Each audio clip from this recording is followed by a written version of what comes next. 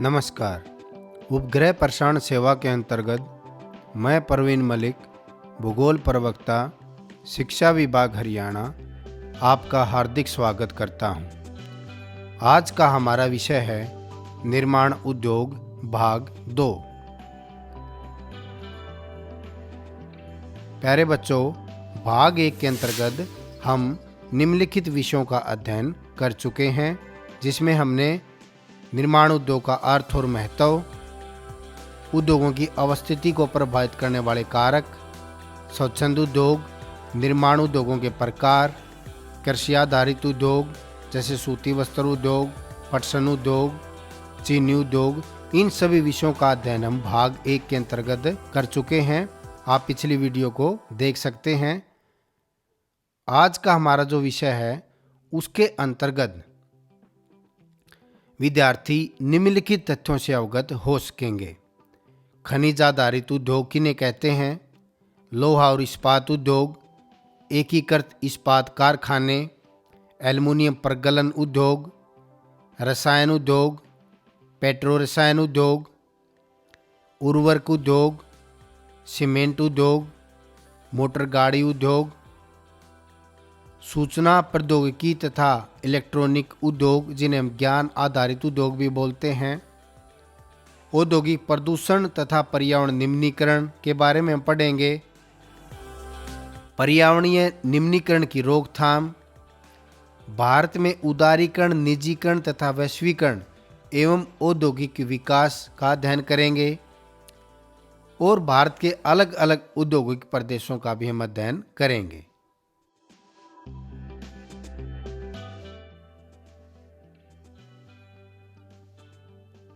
इस व्याख्यान के पश्चात विद्यार्थी निम्नलिखित तथ्यों से अवगत हो सकेंगे। खनिज आधारित उद्योगों से अवगत हो सकेंगे, जिसमें लोहा इस्पात उद्योग, एकीकृत इस्पात कारखाने, एल्युमिनियम प्रगलन उद्योग, रसायन उद्योग, उर्वरक उद्योग, सीमेंट उद्योग और मोटर गाड़ी उद्योग को समझने में सक्षम हो सकेंगे। सूचना प्रौद्योगिकी तथा इलेक्ट्रॉनिक उद्योगों का अर्थ और उनके महत्व को समझ सकेंगे। औद्योगिक प्रदूषण तथा पर्यावरण निम्नीकरण के बारे में समझ सकेंगे। वायु, जल, तापीय तथा ध्वनि प्रदूषण के कारणों के बारे में समझ पाएंगे। पर्यावरणीय निम्नीकरण की रोकथाम के उपाय के बारे में जान सकेंगे। भारत में उदारीकरण, निजीकरण तथा वैश्वीकरण एवं औद्योगिक विकास से अवगत हो सकेंगे। भारत के औद्योगिक प्रदेशों की स्थिति को मानचित्र की सहायता से समझ सकेंगे। अब हम इन सभी विषयों का विस्तार पूर्वक अध्ययन करेंगे, जिसमें सबसे पहले है खनिज आधारित उद्योग, जिसके अंतर्गत भारत का सबसे प्रमुख उद्योग, जिसको हम लोहा और इस्पात उद्योग बोलते हैं, उसका अध्ययन करेंगे। लोहा तथा इस्पात उद्योग एक आधारभूत उद्योग है, क्योंकि अन्य सभी भारी, हल्के और मध्यम उद्योग इनसे बनी मशीनरी पर ही निर्भर करते हैं। इस्पात के उत्पादन तथा खपत को प्राय एक देश के विकास का पैमाना माना जाता है। अगर किसी देश के विकास को आपने मापना है तो उस देश में कितना लोहे इस्पात का उत्पादन हो रहा है और वहाँ पर कितनी उसकी खपत हो रही है, इससे अनुमान लगाया जा सकता है कि ये देश या कोई भी देश किस रूप में कितना अपना विकास कर रहा है। लोहा तथा इस्पात उद्योग एक भारी उद्योग है, क्योंकि इसमें प्रयुक्त कच्चा तथा तैयार माल दोनों ही भारी और स्थूल होते हैं। इस उद्योग के लिए लौह अयस्क, कोकिंग कोल तथा चूना पत्थर का अनुपात लगभग 4:2:1 का होता है। कच्चे लोहे से जब लोहा इस्पात बनाया जाता है तो उसके अंदर लोहा अयस्क के अलावा कोकिंग कोल और चूना पत्थर भी मिलाया जाता है। इस्पात को कठोर बनाने के लिए इसमें मैग्नीज की भी कुछ मात्रा की आवश्यकता पड़ती है। लोहा तथा इस्पात उद्योग कच्चे माल के स्रोत के निकट स्थापित किए जाते हैं, क्योंकि लोहा अयस्क यानी कि कच्चा लोहा भारी होता है। भारत में छत्तीसगढ़, उड़ीसा, झारखंड और पश्चिम बंगाल के भागों को समाविष्ट करते हुए, इस मानचित्र को देखें आप, एक अर्ध चंद्राकार प्रदेश है जो उच्च कोटि के लौह अयस्क, अच्छे गुणवत्ता वाले कोखकारी कोयला और अन्य संपूरकों से समृद्ध है, जिसके परिणाम स्वरूप इस प्रदेश में लोहा इस्पात उद्योगों की संख्या सबसे ज्यादा है। अब हम भारत के कुछ प्रमुख एकीकृत इस्पात कारखानों के बारे में अध्ययन करेंगे, जिसमें सबसे पहले है the Tata iron and steel company, जिसको छोटे शब्दों में टिस्को के नाम से जाना जाता है। इसकी स्थापना 1907 में प्रसिद्ध उद्योगपति जमशेदजी टाटा ने झारखंड में स्वर्ण रेखा एवं खारकोई नदियों के संगम, जहाँ पे दोनों नदियाँ के मिलती हैं, साकची नामक स्थान पर की थी। ये अपने मानचित्र में देखें, यहाँ पर जमशेदपुर है। टिस्को में इस्पात का उत्पादन सन 1911 में शुरू हुआ। यहाँ पर जो भौगोलिक सुविधाएं इसको क्या क्या मिलती हैं, क्यों यहाँ पर ये उद्योग लगाया गया, मुंबई कोलकाता रेल मार्ग के ये निकट है। इस्पात के निर्यात के लिए 240 किलोमीटर दूर कोलकाता पतन भी है। पानी इसको स्वर्ण रेखा एवं खारकोई नदियों से प्राप्त हो जाता है। कच्चा लोहा, जिसको हम लोह अयस्क बोलते हैं, नोआ मंडी और बादाम पहाड़ से मिल जाता है। कोयला झारिया और रानीगंज की खानों से। अगला है the Indian iron and steel company, इसको कुल्टी, बरनपुर, हीरापुर में स्थित तीनों संयंत्रों को मिलाकर इसको का नाम दिया गया है। ये तीनों संयंत्र दामोदर घाटी कोयला क्षेत्रों, रानीगंज, झरिया और रामगढ़ के निकट कोलकाता आसनसोल रेल मार्ग पर स्थित हैं। लो अयस्क को सिंहभूम, जो कि झारखंड में स्थित है, वहां से मिल जाता है। जल दामोदर घाटी नदी बराकार से प्राप्त होता है। अगला है Visvesvaraya iron and steel works limited, VISW। तीसरा एकीकृत इस्पात संयंत्र प्रारंभ में मैसूर लोहा और इस्पात वर्क्स के नाम से जाना जाता था। बाबा बुदन की पहाड़ियों के केमान गुंडी के लौह अयस्क क्षेत्रों के निकट स्थित है। चूना पत्थर और मैग्नीज आसपास के क्षेत्रों में उपलब्ध हैं। इस प्रदेश में कोयला नहीं मिलता, इसलिए विद्युत भट्टियां लगाई गई हैं। कच्चे लोहे को पिघलाने के लिए भट्टियां चलाई जाती हैं। जो पहले हमने कारखाने पढ़े थे वो कोयला क्षेत्रों के नज़दीक हैं, जिस कारण से वहाँ पर उनको ऊर्जा कोयले से प्राप्त होती है। यहाँ कोयले की कमी को जल विद्युत के द्वारा पूरा किया जाता है। जल भद्रावती नदी से प्राप्त होता है।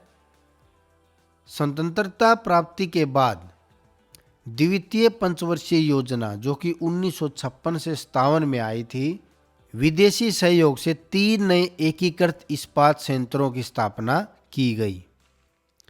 राउरकेला उड़ीसा में, भिलाई छत्तीसगढ़, दुर्गापुर पश्चिम बंगाल। 1973 में इन संयंत्रों के प्रबंधन के लिए steel authority of India, SAIL की स्थापना की गई। इसके अलावा बोकारो, विशाखापट्टनम, विजयनगर, सेलम, इन नगरों में भी इस्पात के कारखाने लगाए गए। एल्युमिनियम प्रगलन उद्योग। भारत में एल्युमिनियम प्रगलन दूसरा सर्वाधिक महत्वपूर्ण धातु शोधन उद्योग है। यह हल्का, जंग अवरोधी, ऊष्मा का सुचालक, लचीला तथा अन्य धातुओं के मिश्रण से अधिक कठोर बनाया जा सकता है। हवाई जहाज, बर्तन तथा तार बनाने में इसका अधिक प्रयोग किया जाता है। कई उद्योगों में इसका महत्व इस्पात, तांबा, जस्ता व शीशे के विकल्प के रूप में भी प्रयुक्त होने से बढ़ा है। भारत में एल्युमिनियम प्रगलन कारखाने ओडिशा, पश्चिम बंगाल, केरल, उत्तर प्रदेश, छत्तीसगढ़, महाराष्ट्र और तमिलनाडु में है।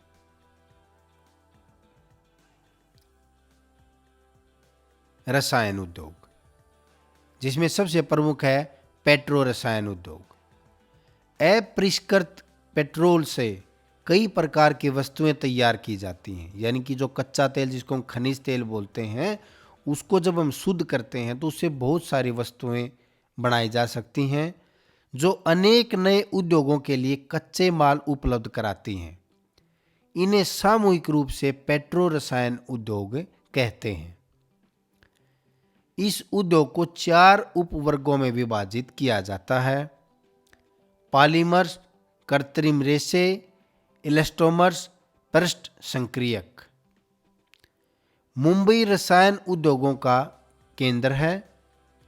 पटाखों के उद्योग औरैया उत्तर प्रदेश, जामनगर, गांधीनगर और हजीरा गुजरात राज्य में, नागोथाने रत्नागिरी महाराष्ट्र में, हल्दिया पश्चिम बंगाल और विशाखापट्टनम ये आंध्र प्रदेश राज्य में है, वहां पर ये स्थित हैं।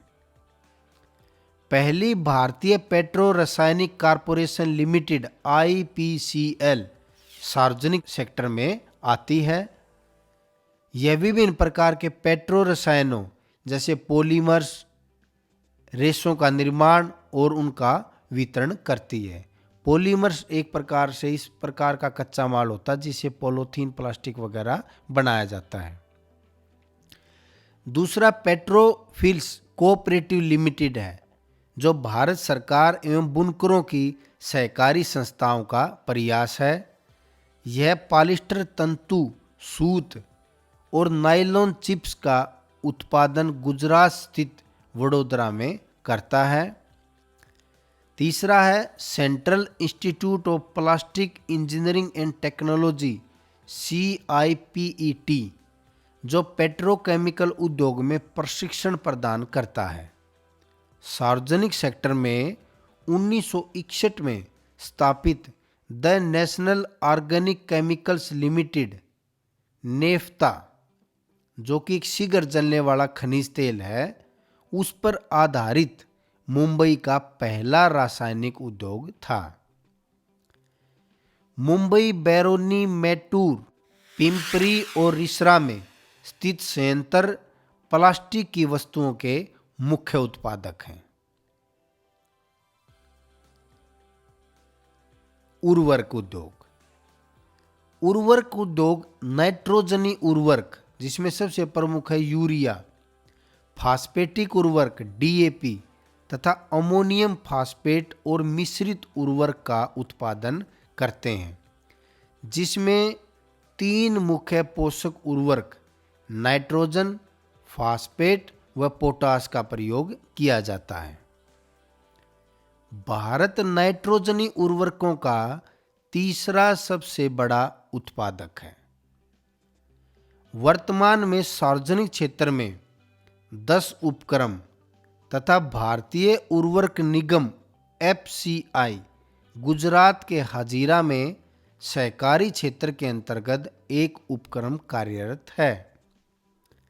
हरित क्रांति के पश्चात यह उद्योग देश के अन्य अनेक भागों में भी फैला, क्योंकि हरित क्रांति में फसलों की पैदावार को बढ़ाने के लिए रासायनिक उर्वरकों का भी प्रयोग होना शुरू हुआ।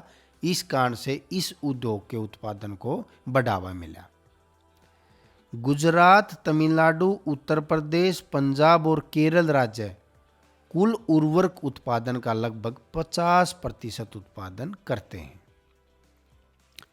इसके अलावा आंध्र प्रदेश, उड़ीसा, राजस्थान, बिहार, महाराष्ट्र, असम, पश्चिम बंगाल, गोवा, दिल्ली, मध्य प्रदेश और कर्नाटक भी अन्य महत्वपूर्ण उत्पादक राज्य हैं। सीमेंट उद्योग। निर्माण कार्यों जैसे घर, कारखानों, पुल, सड़कें, हवाई अड्डा, बांध तथा अन्य व्यापारिक प्रतिष्ठानों के निर्माण में सीमेंट आवश्यक है। इस उद्योग को चूना पत्थर, सिलिका, एल्यूमिना और जिप्सम की आवश्यकता होती है। इन सभी पदार्थों को मिला के सीमेंट बनाई जाती है। इस उद्योग की इकाइयां गुजरात में अधिक हैं क्योंकि यहाँ से खाड़ी के देशों में सीमेंट निर्यात की जाती है। पहला सीमेंट उद्योग सन 1904 में चेन्नई में लगाया गया था। मोटर गाड़ी उद्योग भारत में विभिन्न केंद्रों पर ट्रक, बसें, कारें, मोटरसाइकिल, तिपहिया और बहुउपयोगी वाहन निर्मित किए जाते हैं। उदारीकरण के पश्चात, आगे हम पढ़ेंगे उदारीकरण क्या होता है। उदारीकरण की जो नीति आई थी उसके पश्चात दो पहिया तथा तिपहिया वाहनों में अपार वृद्धि हुई। प्रत्यक्ष विदेशी निवेश एफडीआई के साथ प्रौद्योगिकी के उपयोग से यह उद्योग विश्व स्तरीय विकास के स्तर पर आ गया है। एफडीआई का अर्थ होता है विदेशी कंपनियों का जो पैसा था वो भारत में लगना शुरू हुआ और उससे इस मोटर गाड़ी उद्योग को बहुत ज़्यादा बढ़ावा मिला। आप भी अपने आसपास देखें, कारों को, मोटरसाइकिल की जो कंपनियों को देखें आप, वो ज़्यादातर विदेशों की ही आपको मिलेंगी। तो इसको बोलते हैं एफडीआई, विदेशी निवेश बोलते हैं, जिससे इस उद्योग को बहुत ज़्यादा बढ़ावा मिला। यह उद्योग दिल्ली, गुरुग्राम, मुंबई, पुणे, चेन्नई, कोलकाता, लखनऊ, इंदौर, हैदराबाद, जमशेदपुर तथा बेंगलुरु के आसपास स्थित है।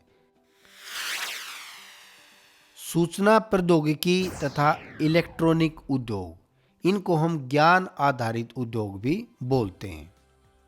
इलेक्ट्रॉनिक उद्योग के अंतर्गत आने वाले उत्पादों में transistor, television, cellular, telephone, radar, computer, आपके मोबाइल जिनको हम बोलते हैं, तथा दूर संचार उद्योग के लिए उपयोगी उपकरण निर्मित किए जाते हैं।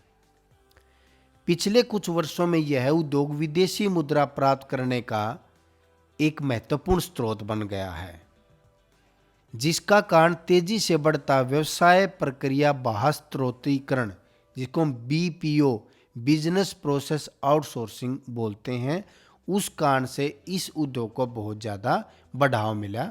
इसका अर्थ ये होता है कि जो बाहर की कंपनियां हैं, कंपनी बाहर की है लेकिन वो दूसरे देश से अपने प्रोडक्ट तैयार करवाती है, तो इसको हम बीपीओ बोलते हैं। और ये केवल प्रोडक्ट ही नहीं, केवल हार्डवेयर ही तैयार नहीं करता, बहुत सारे सॉफ्टवेयर की कंपनियां भी होती हैं। जो आप मोबाइल में एप्लीकेशंस का प्रयोग करते हैं तो उसको हम सॉफ्टवेयर बोलते हैं। इस प्रकार के जो सॉफ्टवेयर के भी जो उद्योग हैं वो भी इसके अंतर्गत आते हैं।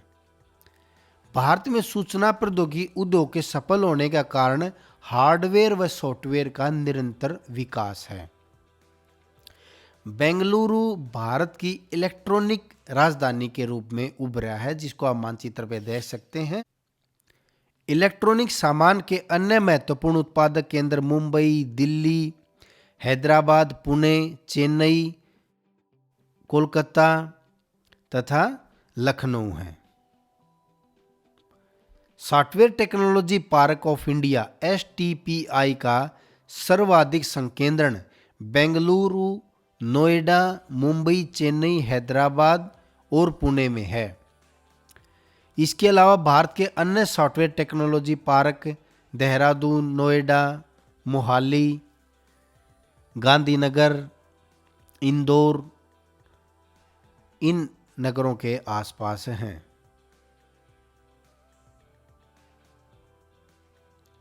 अब हम पढ़ेंगे औद्योगिक प्रदूषण तथा पर्यावरण निम्नीकरण। सबसे पहले वायु प्रदूषण। अधिक अनुपात में अनचाही गैसों की उपस्थिति जैसे सल्फर डाइऑक्साइड तथा कार्बन मोनोऑक्साइड वायु प्रदूषण का कारण है। वायु में निलंबित कणनुमा पदार्थों में ठोस व द्रवीय दोनों ही प्रकार के कण होते हैं, जैसे धूल, स्प्रे, कुआसा तथा धुआं। रसायन व कागज उद्योग, ईंटों के भट्ठे, तेल शोधनशालाएं, परगलन उद्योग, जीवाश्म ईंधन दहन, तथा छोटे बड़े उद्योग धुआं निष्कासित करते हैं। वायु प्रदूषण मानव स्वास्थ्य, पशुओं, पौधों, इमारतों तथा पूरे पर्यावरण पर दुष्प्रभाव डालते हैं। जल प्रदूषण उद्योगों द्वारा कार्बनिक तथा अकार्बनिक अपशिष्ट पदार्थों के नदी में छोड़ने से जल प्रदूषण फैलता है। जल प्रदूषण के प्रमुख कारक कागज, लुगदी, रसायन, वस्त्र तथा रंगाई उद्योग, तेल शोधनशालाएं, चमड़ा उद्योग हैं, जो रंग, अपमार्जक, अम्ल, लवण तथा भारी धातुएं जैसे सीसा, पारा, कीटनाशक उर्वरक, कार्बन, प्लास्टिक और रबड़ सहित कृत्रिम रसायन आदि जल में वाहित कर देते हैं, जिससे धरातलीय जल जैसे नदियों, तालाबों, झीलों का जल भी खराब हो जाता है, प्रदूषित हो जाता है और भूमिगत जल का भी ह्रास होता है। तापीय प्रदूषण जब कारखानों तथा ताप घरों से गर्म जल को बिना ठंडा किए ही नदियों व तालाबों में छोड़ दिया जाता है तो जल में तापीय प्रदूषण होता है, जिसका जलीय जीवन पर विपरीत प्रभाव होता है। परमाणु ऊर्जा संयंत्रों के अपशिष्ट से कैंसर, जन्मजात विकार तथा अकाल प्रसव जैसी बीमारियां होती हैं। ध्वनि प्रदूषण औद्योगिक तथा निर्माण कार्य, कारखानों के उपकरण, जनरेटर, लकड़ी चीरने के कारखाने तथा विद्युत ड्रिल ध्वनि उत्पन्न करते हैं। ध्वनि प्रदूषण से श्रवण असक्षमता, हृदय गति, रक्तचाप जैसी बीमारियां बढ़ती हैं। अनचाही ध्वनि उत्तेजना व मानसिक चिंता का स्रोत बनती हैं। तो इस प्रकार से उद्योग वायु, जल, तापीय और ध्वनि अलग अलग प्रकार के प्रदूषणों के लिए जिम्मेदार हैं, जिससे हमारा जो पर्यावरण है उसका निम्नीकरण होता है। पर्यावरणीय निम्नीकरण की रोकथाम कैसे की जाए? कारखानों द्वारा निष्कासित 1 लीटर अपशिष्ट से लगभग 8 गुना स्वस्थ जल दूषित हो जाता है। औद्योगिक प्रदूषण से स्वस्थ जल को बचाने के निम्नलिखित सुझाव हैं। विभिन्न प्रक्रियाओं में जल का न्यूनतम उपयोग किया जाए। जल का पुनर्चक्रण द्वारा पुनः उपयोग यानी कि बार बार उपयोग किया जाए, जिससे जो ताज़ा मीठा जो पानी है, जल है, उसका उपयोग कम से कम हो पाए।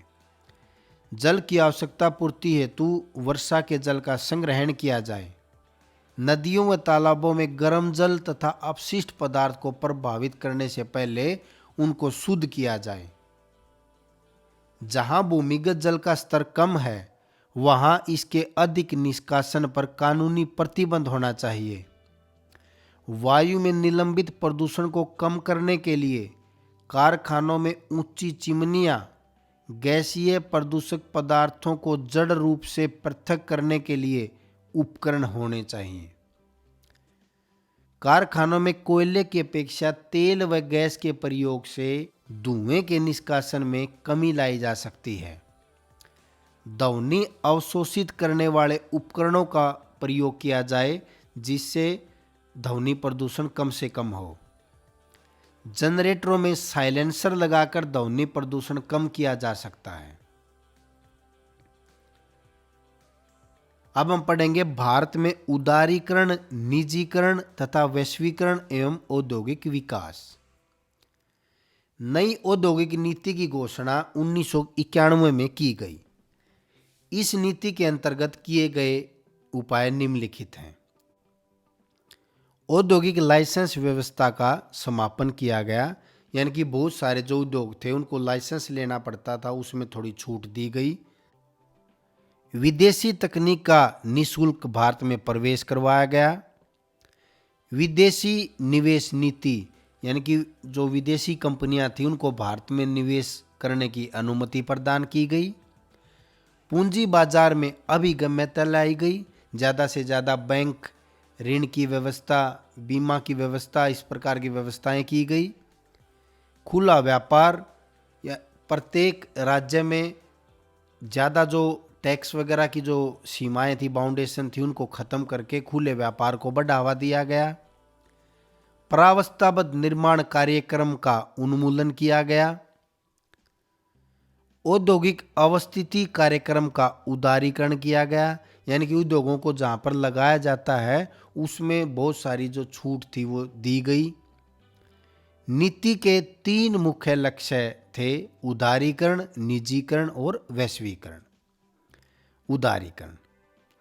उदारीकरण से अभिप्राय नियमों व प्रतिबंधों में ढील देने या उसमें उदारता बरतने से है।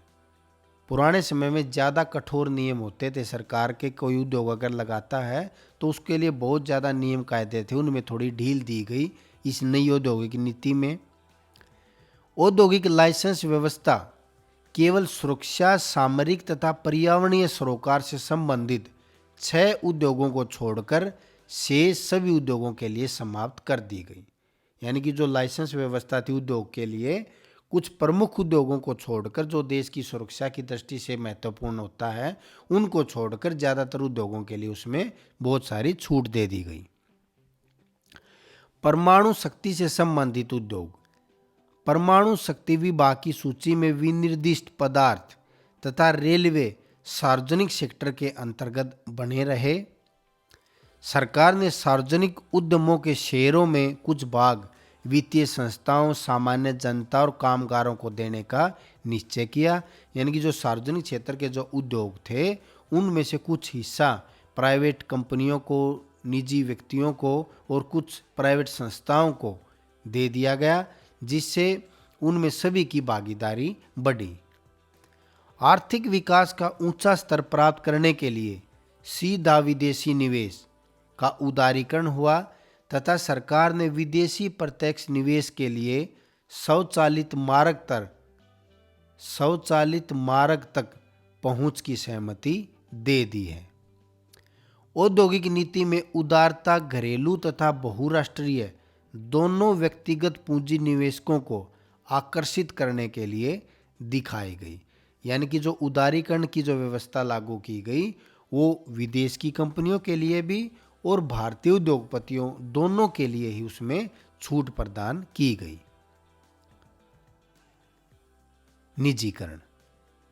निजीकरण वह सामान्य प्रक्रिया है जिसके द्वारा निजी लोग किसी सरकारी उद्योग का मालिक बन जाता है या उसका प्रबंधन उसको संभालता है। नई औद्योगिक नीति 1991 में नए सेक्टर जैसे खनन, दूरसंचार, राजमार्ग निर्माण और व्यवस्था को व्यक्तिगत कंपनियों के लिए पूरा खोल दिया गया। वैश्वीकरण का अर्थ देश की अर्थव्यवस्था को संसार की अर्थव्यवस्था के साथ एकीकृत करना है। इस प्रक्रिया के अंतर्गत सामान और पूंजी सहित सेवाएं, श्रम और संसाधन एक देश से दूसरे देश को स्वतंत्रता पूर्वक पहुंचाए जा सकते हैं। वैश्वीकरण के अंतर्गत भारत में आर्थिक क्रियाओं के विभिन्न क्षेत्रों में विदेशी कंपनियों को पूंजी निवेश की सुविधा उपलब्ध कराकर विदेशी प्रत्यक्ष निवेश के लिए अर्थव्यवस्था को खोल दिया गया। भारत में बहुराष्ट्रीय कंपनियों के प्रवेश पर लगे प्रतिबंधों और बाधाओं को खत्म किया गया। उसी के बाद अब भारत में विभिन्न प्रकार की विदेशी कंपनियां, चाहे वो मोटर गाड़ी के क्षेत्र में है या किसी अन्य औद्योगिक क्षेत्र में आपको देखने को लिए मिलती हैं, वो इसी औद्योगिक नीति का परिणाम है जो 1991 में लाई गई थी। भारतीय कंपनियों को देश में विदेशी कंपनियों के सहयोग से उद्योग खोलने की अनुमति प्रदान की गई। जैसे एक कंपनी है, अब तो उसका नाम हीरो रह गया है, लेकिन बहुत साल तक उन्होंने हीरो और होंडा, इन दोनों कंपनियों ने मिलके बाइक निकाली। तो होंडा कंपनी जापान की और हीरो भारत की, इन दोनों ने आपसी सहयोग से एक नई कंपनी बनाई, हीरो होंडा, और उससे इस उद्योग को बहुत ज़्यादा बढ़ावा मिला। विदेशी कंपनियों के सहयोग से विदेशों में साझा उद्योग स्थापित करने के लिए भी प्रोत्साहित करना, यानी कि भारतीय कंपनियां विदेशों में भी उद्योग लगा सकती हैं विदेशी कंपनियों के सहयोग से। आयात करों को कम किया गया। विदेशों से कोई मशीन मंगवानी है, कोई कच्चा माल मंगवाना है, तो जो सरकार ने आयात पे ऊंचे कर लगा रखे थे, टैक्स लगा रखा था, उसको भी कम किया, जिससे भारत में आयात में बढ़ोतरी हुई। निर्यात को बढ़ाने के लिए विनिमय दर व्यवस्था को चुनना, यानी कि इस प्रकार की व्यवस्था बनाई गई जिससे भारत की जो वस्तुएं हैं उनका निर्यात विदेशों में आसानी से किया जा सके। अब हम पढ़ेंगे भारत के औद्योगिक प्रदेशों के बारे में। देश में उद्योगों का वितरण समान नहीं है। उद्योग कुछ अनुकूल अवस्थितिक कारकों से कुछ निश्चित स्थानों पर केंद्रित हो जाते हैं। यानी कि आप देखते होंगे कि जो उद्योग हैं भारत के हर राज्य में एक समान रूप से आपको नहीं मिलेंगे, कुछ विशेष स्थानों पर ही आपको ज़्यादातर उद्योग लगे मिलेंगे। उद्योगों के समूहन को पहचानने के लिए कई सूचकांकों का उपयोग किया जाता है जिनमें प्रमुख है। यानी कि आप किसी जगह पर औद्योगिक समूह को कैसे पहचान सकते हैं, उसके कुछ आधार हैं जो निम्नलिखित हैं। औद्योगिक इकाइयों की संख्या कितनी ज़्यादा है, औद्योगिक कर्मियों की संख्या, औद्योगिक उद्देश्यों के लिए उपयोग की जाने वाली प्रयुक्त शक्ति वहाँ पर कितनी मात्रा में लग रही है, कुल औद्योगिक उत्पादन कितना है, उत्पादन प्रक्रिया में पूंजी निवेश कितना लगा हुआ है। भारत के कुछ प्रमुख औद्योगिक प्रदेश निम्नलिखित हैं, जिसमें सबसे पहले है मुंबई पुणे औद्योगिक प्रदेश। प्यारे बच्चों, जिस कलर में मैं लिखता जा रहा हूँ उसी कलर को आप मानचित्र में देखें, वो औद्योगिक प्रदेश आपको देश की उस क्षेत्र में मिलेगा। ये मुंबई पुणे औद्योगिक प्रदेश है जो भारत के पश्चिमी तट पर स्थित है। इसके प्रमुख केंद्र हैं पुणे, नासिक, सोलापुर, रायगढ़, अहमदनगर, सतारा, सांगली और जलगांव। यहाँ पर प्रमुख उद्योग हैं कपास पृष्ठ के कारण, क्योंकि आसपास में कपास की पैदावार बहुत ज़्यादा होती है, उसके कारण सूती वस्त्र उद्योग, मुंबई हाई पेट्रोलियम क्षेत्र के कारण तेल शोधन तथा रासायनिक उद्योग और नाभिकीय ऊर्जा संयंत्र यहाँ पर ज़्यादा मात्रा में लगे हुए हैं। दूसरा है हुगली औद्योगिक प्रदेश। यहाँ के प्रमुख केंद्र हैं कोलकाता और हावड़ा। यहाँ पर जूट उद्योग, सूती वस्त्र उद्योग, चितरंजन में डीजल और इंजन के कारखाने स्थित हैं।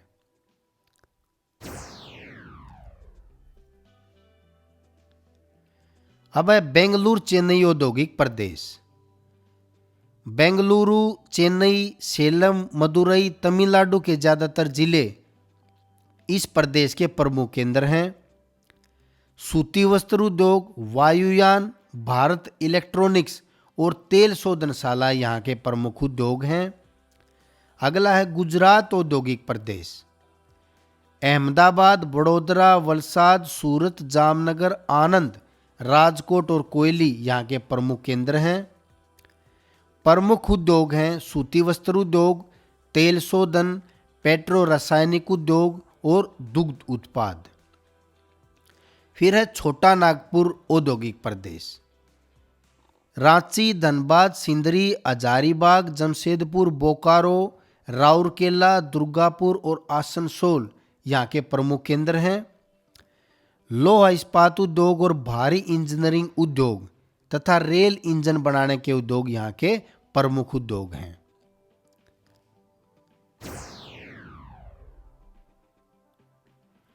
विशाखापट्टनम गुंटूर औद्योगिक प्रदेश। विजयवाड़ा, विजयनगर, विशाखापट्टनम, गुंटूर, एलुरु, कुर्नूल यहाँ के प्रमुख केंद्र हैं। तेल शोधन, पेट्रो रासायनिक उद्योग, लोहा इस्पात उद्योग, सीसा, जिंक प्रगलन संयंत्र, उर्वरक और सीमेंट यहाँ के प्रमुख उद्योग हैं। फिर है गुड़गांव दिल्ली औद्योगिक प्रदेश। गुरुग्राम, दिल्ली, गाजियाबाद, अंबाला, आगरा, मथुरा तेल शोधन कारखाना, पेट्रो रासायनिक पदार्थों का केंद्र है। इलेक्ट्रॉनिक, हल्के इंजीनियरिंग और विद्युत उपकरण उद्योग, सूती, ऊनी और कृत्रिम रेशा उद्योग, होजरी, ट्रैक्टर और साइकिल इत्यादि के उद्योग इस औद्योगिक प्रदेश की पहचान है। हमने पहली वीडियो में पढ़ा था स्वच्छंद उद्योगों के बारे में। तो इस औद्योगिक प्रदेश में ज़्यादातर स्वच्छंद प्रकार के उद्योग हैं जिनको लगाने के लिए कच्चे माल की उतनी निर्भरता नहीं होती। कोल्लम तिरुवनंतपुरम औद्योगिक प्रदेश। कोल्लम, तिरुवनंतपुरम, कोच्चि, अलापुझा, पुनालूर इसके प्रमुख केंद्र हैं। कृषि उत्पाद प्रक्रमण, मछली आधारित उद्योग, खाद्य प्रक्रमण, बाजार आधारित हल्के उद्योग और तेल शोधनशालाएं यहाँ के प्रमुख उद्योग हैं। तो प्यारे बच्चों, इस प्रकार से हमारा चैप्टर कंप्लीट हुआ है। अब आपके लिए गृह कार्य है। प्रमुख क्वेश्चन इस प्रकार से हैं। खनिज आधारित उद्योगों का वर्णन कीजिए। लोहा और इस्पात उद्योग का मानचित्र की सहायता से वर्णन कीजिए। एकीकृत इस्पात कारखानों का मानचित्र की सहायता से वर्णन कीजिए।